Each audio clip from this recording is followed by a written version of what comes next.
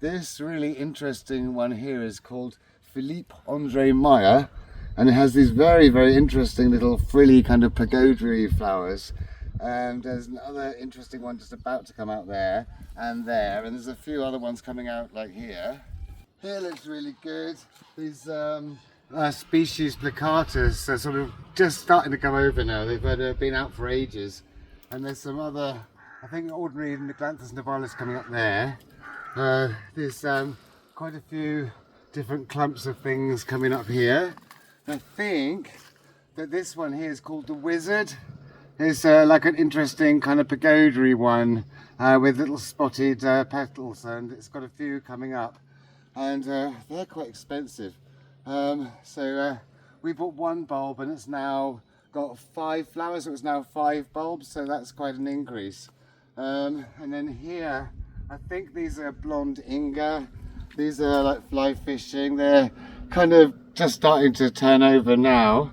And then there's some really interesting, whoa, little pointy ones there. I wonder what they're going to be like. And all under this willow tree here is the salmon nose. They're still sort of in the process of coming out. They're really tall when they come out. You can just see how kind of big they're getting. These ones are starting to go over. And then these ones, which I think are June Boardman. And there's Midas here. And these little ones called Mother Goose.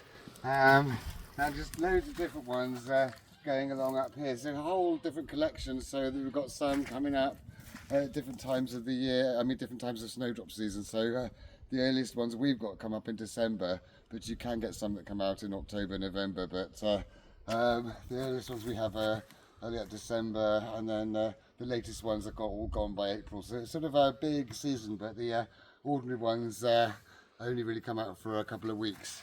So by having all these different types, it extends snowdrop season sort of right into the winter on one end, and then right into daffodil season on the other end.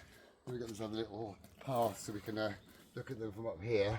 And we've got them all in northeast facing bits of woodland. So we were able to have a bit more woodland, like adding a little bit, so that we can then grow snowdrops in it, because they're like a nice cash crop in the in these little niches in the woods, and they don't take up much space.